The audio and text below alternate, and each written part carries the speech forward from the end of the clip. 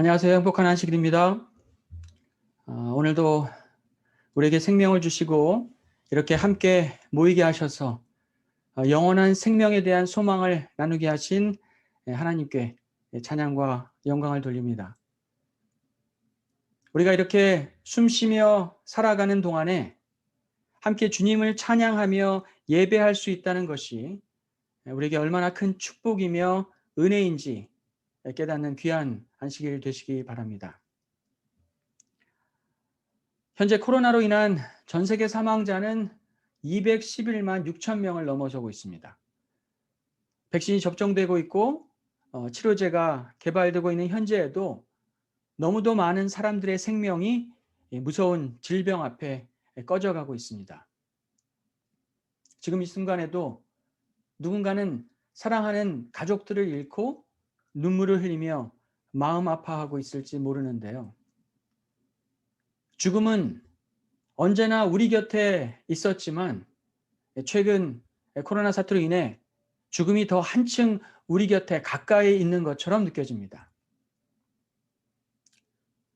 죽음은 그렇게 늘 우리 곁에 갑자기 찾아와서 우리가 얼마나 죽음 앞에서 무력한 존재인지 알게 하는 것 같습니다.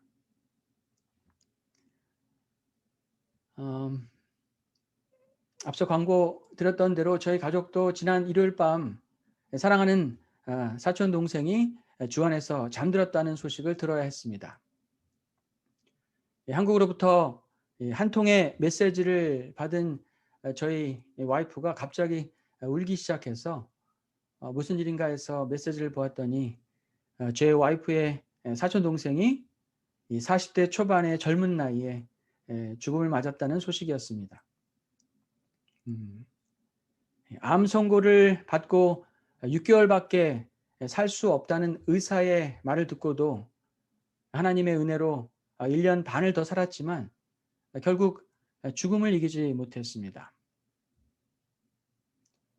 지난주에도 그 동생과 연락하며 함께 이야기 나누었던 저의 와이프는 갑작스런 죽음의 소식에 너무 많이 아파하고 슬퍼했습니다.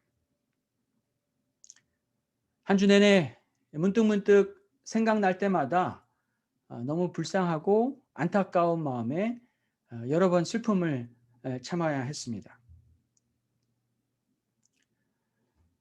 그 죽음의 소식을 듣던 날 저희 집 막내가 한참 울고 나서 저에게 이렇게 묻는 것이었습니다.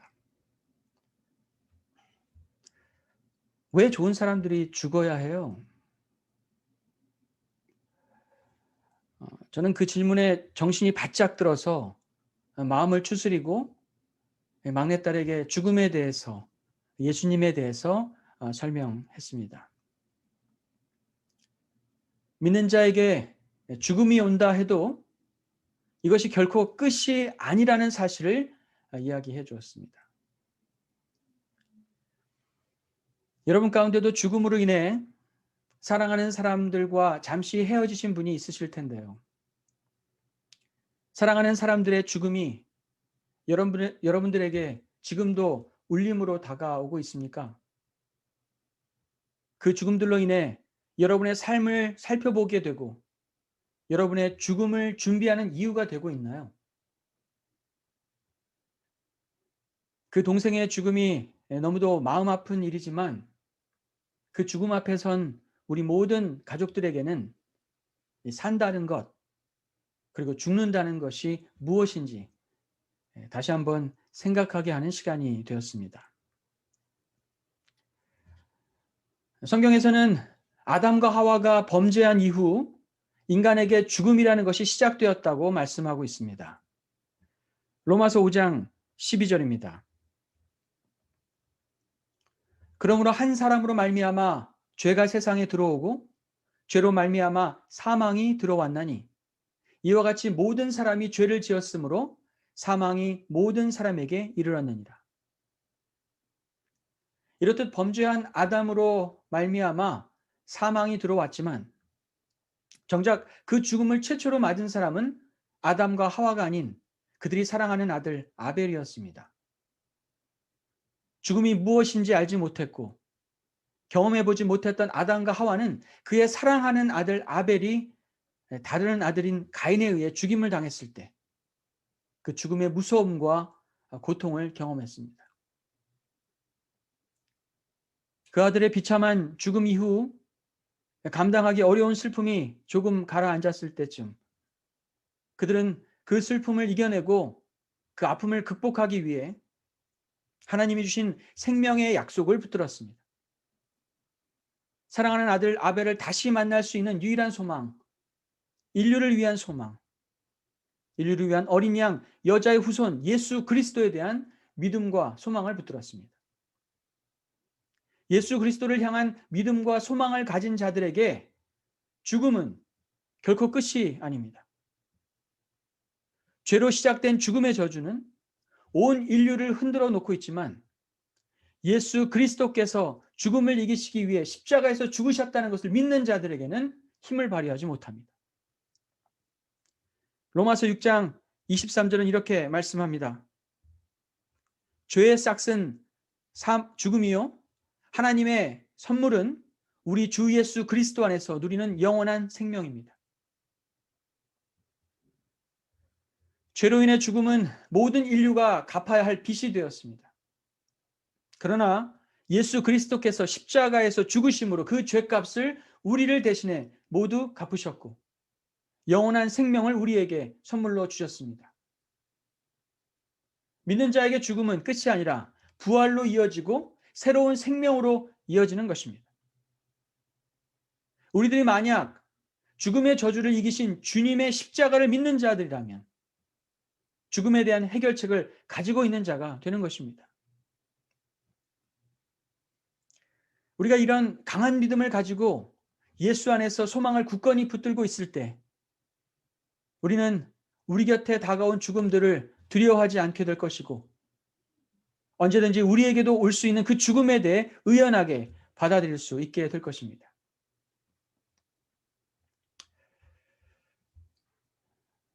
하지만 현실적으로 믿음을 가진 우리에게도 사랑하는 사람들의 죽음은 여전히 감당하기 어려운 슬픔이며 내게 죽음이 닥친다면 그 두려움은 우리 삶 전체를 흔들어 놓을지도 모릅니다.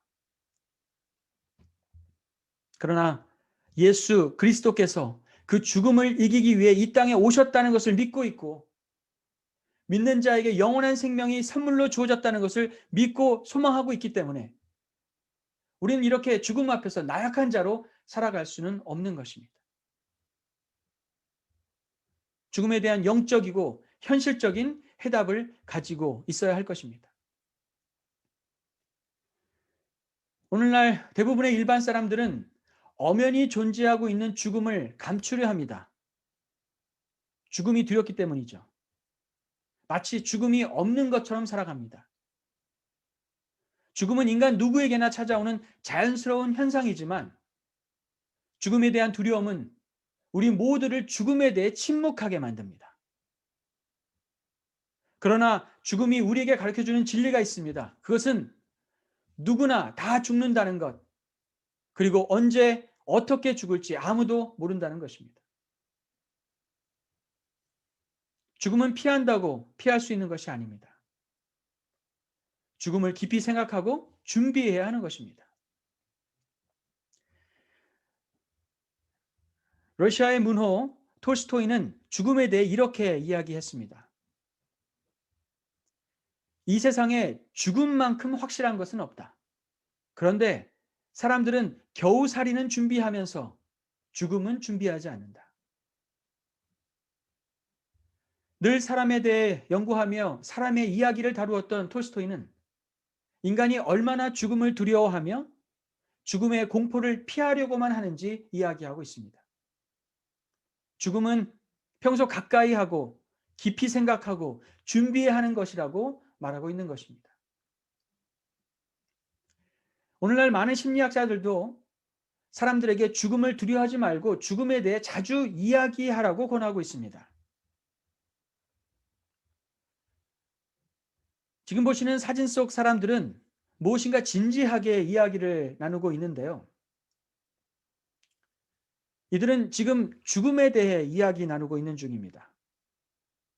대부분 처음 만난 사람들이지만 자신의 죽음에 대해 그리고 가족들의 죽음에 대해 편안한 마음으로 이야기하고 있습니다. 이런 모임을 데스 카페, 죽음 카페라고 부르는데요. 죽음을 좀 더 편하고 가깝게 받아들이자는 사회운동입니다. 2011년 유럽과 미국을 중심으로 시작된 이래 현재까지 56개국에서 수천 번의 모임을 갖고 있습니다. 매우 흥미로운 죽음에 대한 접근이라 생각할 수 있습니다.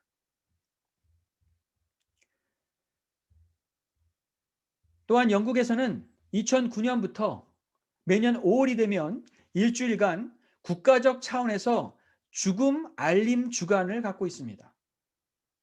이것은 죽음에 대한 깊은 논의를 피하던 이런 사회적 분위기를 바꾸어 보자고 시작된 시민운동입니다.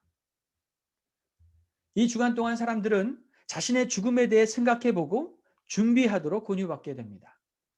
더 나아가 호주 퀸즐랜드주의 의사협회에서는 청소년들이 자연스럽게 죽음을 이야기할 수 있도록 죽음 과목을 수업에 추가해야 한다고 주장하고 있습니다. 죽음을 실감하지 못한 청소년들에게 죽음에 대해 논의할 시간을 줘야 한다는 주장인 것인데요. 이런 죽음 수업이 청소년들로 하여금 가족들과 죽음에 대해 자연스럽게 이야기할 수 있게 해줄 것이라고 그들은 말합니다. 이렇듯 세상 사람들은 죽음에 대해 열심히 이야기하며 죽음을 가까이 하고 죽음이라는 현실을 받아들이려고 노력하고 있는 중입니다. 그렇다면 죽음의 권세를 무너뜨리기 위해 이 땅에 오셔서 우리를 대신해 죽으신 예수 그리스도를 믿는 우리들은 어떻습니까? 죽음에 대해 이야기하고 있습니까? 사랑하는 사람들의 죽음과 우리 자신들의 죽음을 준비하고 있습니까? 그리스도인들이야말로 누구보다도 죽음을 준비하는 사람들입니다. 예수 그리스도를 따라가는 여러분과 저는 죽음에 대해 침묵하는 자들이 아니라 죽음을 생각하고 그 죽음을 넘어선 생명에 대해 확고한 생각을 갖고 있어야 할 것입니다. 우리가 믿음을 가지고 사는 사람이라면 죽음이 두렵다고 외면할 것이 아니라 우리의 사랑하는 사람들의 죽음과 나 자신의 죽음에 대해서도 한 번쯤 생각해 볼 줄 알아야 할 것입니다. 예수님은 그의 공생애 내내 자신의 죽음에 대해서 말씀하셨습니다. 요한복음 12장 32절로 33절에서 주님은 자신의 십자가의 죽음을 이렇게 말씀하십니다. 내가 땅에서 들리면 모든 사람을 내게로 이끌겠노라 하시니 이렇게 말씀하시면 자기가 어떠한 죽음으로 죽을 것을 보이심이로라. 예수님은 인류를 살리기 위해 이 땅에 오셨고 잘 죽기 위해 살아가신 분이셨습니다. 죽음을 늘 코앞에 두고 사신 분이었습니다. 그렇게 죽음이 예정된 삶이었지만 늘 감사의 기도를 드리셨고 능력 있는 삶을 살아가셨습니다. 예수님은 또한 자신의 죽음뿐만 아니라 자신을 따르는 제자들도 죽음을 준비하게 하셨습니다. 주의 복음을 증거해야 할 그들이 죽음 앞에 서게 될 것을 말씀하시고 주님의 다시 오시는 날을 늘 깨어서 예비하는 자로 살게 하셨습니다. 그리스도인들에게 있어서 죽음을 준비하는 것은 결코 부정적인 일이 아닙니다. 죽음을 통해 인류를 살리신 예수님을 따라 사는 자들이라면 오히려 죽음과 죽음 이후에 펼쳐질 삶에 대해 자연스럽게 이야기할 수 있어야 하지 않을까요? 우리의 죽음이 우리가 가진 믿음을 증거하는 현장이 될 수 있도록 준비해야 할 것입니다. 죽음을 준비하는 우리의 믿음의 삶에 하나님이 능력을 보여주실 것이고 성령의 열매를 경험하게 하실 것입니다. 사랑하는 여러분, 여러분에게 죽음은 무엇입니까? 여러분의 머릿속에 그리고 마음속에 가지고 있는 이 죽음에 대한 정의는 무엇입니까? 죽음은 첫째 변화를 기다리는 시간이라고 할 수 있습니다. 2차 세계대전 당시 이 폴란드에 있는 유태인 수용소에 있는 사람들은 나비의 모양을 많이 그렸다고 합니다. 언제 죽을지 모르는 유태인들은 번데기가 변해 나비가 되는 것처럼 그들에게 다가올 죽음은 더 새롭고 아름다운 세계를 향해 가기 전에 잠시 갖게 되는 변화의 시간이라고 믿었습니다. 죽음 이후에 나비처럼 아름답게 변화될 모습을 상상하며 그 지옥 같은 곳에서 나비를 그리며 버텼다는 것입니다. 고린도전서 15장 51절로 52절은 죽었던 우리가 생명을 얻을 때 변화될 것에 대해 이렇게 말씀하고 있습니다. 보라 내가 너희에게 비밀을 말하노니 우리가 다 잠잘 것이 아니요 마지막 나팔의 순식간에 홀연히 다 변화되리니 나팔 소리가 나매 죽은 자들이 썩지 아니할 것으로 다시 살아나고 우리도 변화되리라. 믿음을 가지고 있는 여러분과 저에게 죽음은 하나님 나라에 들어가기 위해 잠시 쉬어가는 시간이며 변화를 기다리는 시간입니다. 지금보다 더 아름답고 축복된 나라를 향해 가는 여러분과 제가 이 변화의 시간들을 두려워하지 않기를 바랍니다. 두 번째로 죽음은 선물이라고 말할 수 있을 것입니다. 죄로 인해 이 땅에 들어온 죽음이 어떻게 선물이 될 수 있는가 의아해할 수 있을 것인데요. 네덜란드 출신의 그리스도교 영성가로 유명한 헨리 나웨는 죽음에 대해 이렇게 말합니다. 죽음은 선물이다. 사랑하는 사람의 죽어가는 과정과 그 죽음은 남겨진 사람들에게 의미가 될 수 있기 때문이다. 예수 그리스도의 죽음이 온 인류의 생명을 살리는 의미 있는 일이었다면 예수 그리스도를 따르는 우리들의 죽음 또한 남겨진 사람들에게 의미 있는 일이 되어야 하지 않을까요? 그리스도인인 우리의 죽음은 하나의 영적인 사건이 되어야 할 것입니다. 죽음 전에 구원의 확신을 가지고 맞이하는 죽음이야말로 복된 죽음일 것입니다. 우리의 마지막 숨을 내쉬기 전에 믿음을 고백할 수 있고 함께하고 있는 가족들에게 믿음에 굳게 서도록 당부할 수 있다면 우리의 죽음이 참으로 은혜로운 순간이 될 것입니다. 그 죽음을 지켜보는 자들에게 큰 힘과 위로가 될 것입니다. 그 죽음을 목격한 사람은 믿음과 소망을 갖게 될 것입니다. 여러분의 죽음을 누군가에게 평생 잊지 못할 은혜롭고 영적인 사건이 되게 하고 그 죽음을 통해 소망과 위로를 남길 수 있기를 바라봅니다. 우리나라 속담에 개똥밭에 굴러도 이승이 좋다라는 말이 있습니다.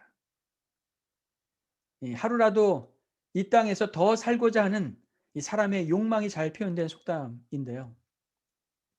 더 살고 싶어 하는 것은 인간의 본능적인 욕망이기 때문에 사람들이 죽음 앞에 이르게 되면 평소 우리가 가진 모습과는 전혀 다른 모습이 나타날 수도 있습니다.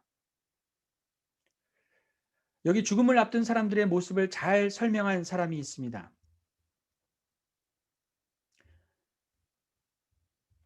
미국의 정신과 의사이자 죽음학의 창시자로 불리는 엘리자베스 큐블러 로스는 그의 책 On Death and Dying, 죽음과 죽어감에 대하여라는 책에서 죽음을 앞둔 사람들이 가지는 5가지 단계를 이야기하는데요. 그것은 바로 부정, 분노, 타협, 우울, 수용이라고 합니다. 이 단계들은 죽음에 대한 선고를 받고 나서 죽음을 받아들이기까지 사람들이 어떤 과정을 거치는지 보여주고 있는데요. 처음은 부정의 단계입니다. 이제 살 날이 얼마 남지 않았다는 것을 듣게 되면 대부분의 사람들은 그 사실을 부정한다고 합니다. 자신이 병들었다는 것을 받아들이지 못하고 심지어 하나도 아프지 않다고 생각하기까지 합니다. 여러 다른 병원에서 같은 진단을 받은 후에야 현실을 알아차리고 이제는 분노하기에 이릅니다.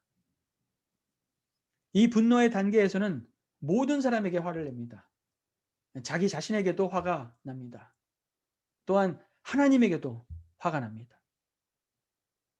왜 하필 나에게? 라고 하며 원망하죠. 신앙생활을 열심히 했던 사람일수록 하나님에게 더 큰 분노를 느끼는 사람들도 있습니다.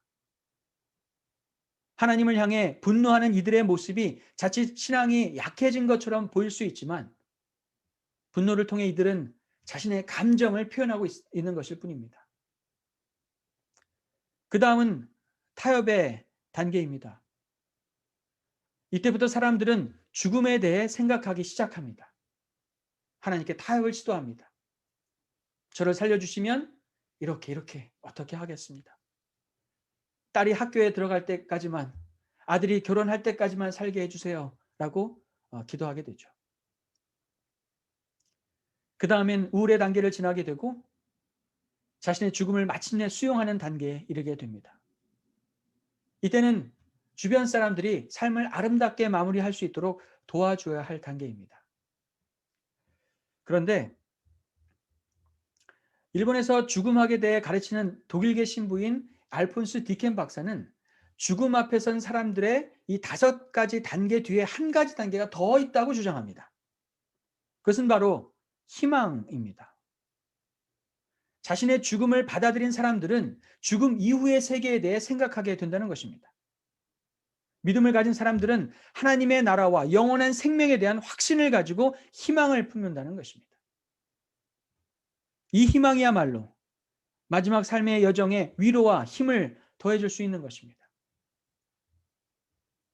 우리가 만약 평소 죽음에 대해 준비하고 죽음 너머의 삶에 대해 깊이 묵상하고 살아간다면 우리는 이 5단계를 모두 지날 필요 없이 바로 희망의 단계로 갈 수 있지 않을까 생각해 봅니다. 우리의 삶이 아름답게 마무리되고 위로와 힘을 얻으며 생을 마감하려면 결국 죽음이 이르기 전에 어떻게 사느냐가 중요하다는 것입니다. 어떻게 사느냐는 어떻게 죽느냐는 어떻게 사느냐와 관련이 있는 것입니다. 미리 매일 죽음을 경험하며 사는 사람들은 부활의 소망을 바로 붙들 수 있는 사람이 될 것이라 생각합니다. 사도 바울은 고린도전서 15장 31절에서 그리스도 안에서 사는 그의 삶을 이렇게 표현합니다. 형제들아, 내가 그리스도 예수 우리 주 안에서 가진 바 너희에 대한 나의 자랑을 두고 단언하노니 나는 날마다 죽노라. 그가 이토록 날마다 죽는 삶을 살 수 있는 것은 그의 마음 깊은 곳에 부활에 대한 소망이 있기 때문입니다. 나를 들어 살리실 하나님에 대한 강한 믿음이 있기 때문에 매일 죽을 수 있는 힘을 가질 수 있었던 것입니다. 이 땅에서의 삶이 아니라 죽음을 넘어선 부활과 영원한 생명에 그의 영적인 시선은 고정되어 있었습니다. 그러기에 죽음의 위협도 나를 내려놓아야 할 낮아짐도 두렵지 않았던 것입니다. 이 땅을 살아가는 여러분과 제가 이런 믿음의 고백을 나눌 수 있는 자가 되길 바라봅니다.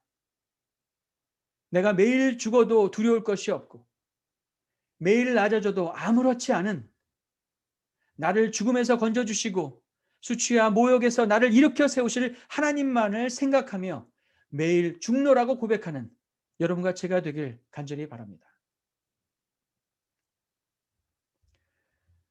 이 시간 우리들은 죽음을 잘 준비하고 있는지 생각해 보았습니다. 이 땅에 무엇을 남기고 어떻게 평안하게 고통 없이 죽을 것인가도 중요합니다.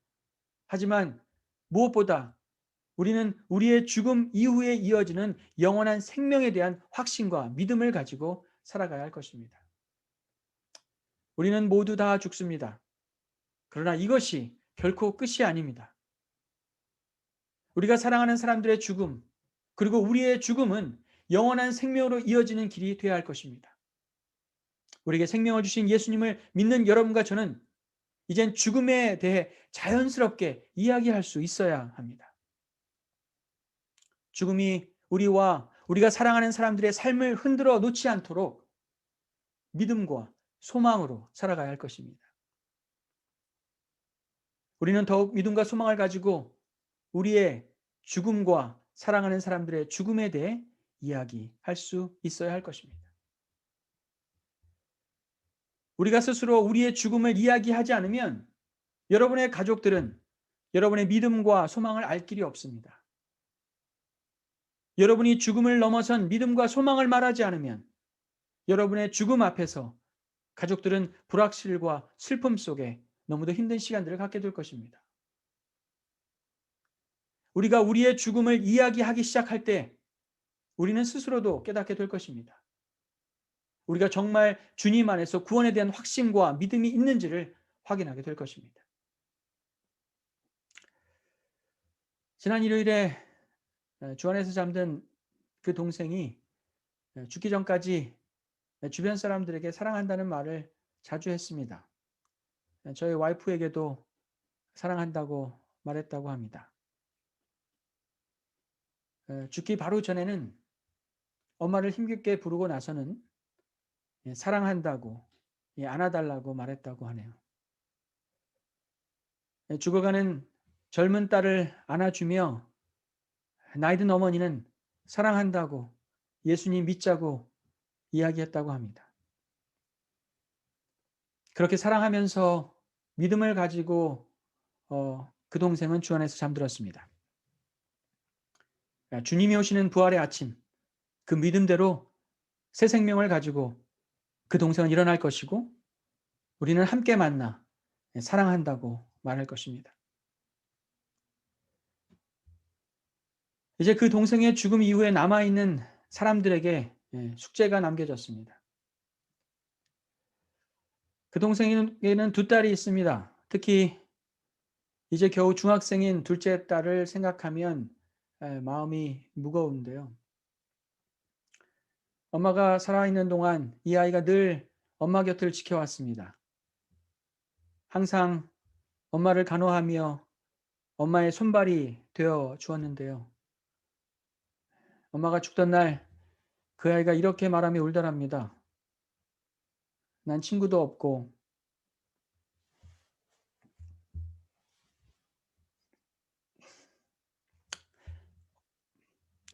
엄마가 내 친구인데 난 이제 어떻게 살지?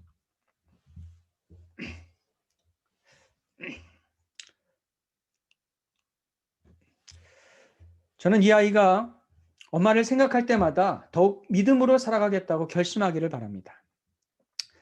그래서 예수 안에서 믿음을 가지고 부활의 아침, 엄마를 다시 만날 거라는 소망을 가지며 살아가길 바랍니다. 비록 친구 같던 엄마가 잠시 곁에 없지만 우리를 위로하시는 예수님을 친구로 여기고 주님 오시는 날까지 씩씩하게 영적으로 건강하게 살아가길 바랍니다. 사랑하는 여러분들도 믿음을 가지고 어떤 죽음 앞에서도 흔들리지 마시길 바랍니다. 우리를 살리시기 위해 죽으신 예수 그리스도의 죽음이 헛되지 않도록 죽음을 넘어선 소망을 가지고 살아가시길 바랍니다. 예수 그리스도를 믿는 자에게 죽음, 그것은 결코 끝이 아닙니다. 생명을 가지고 죽음을 준비하는 여러분과 제가 되길 간절히 바라며 말씀을 마치겠습니다.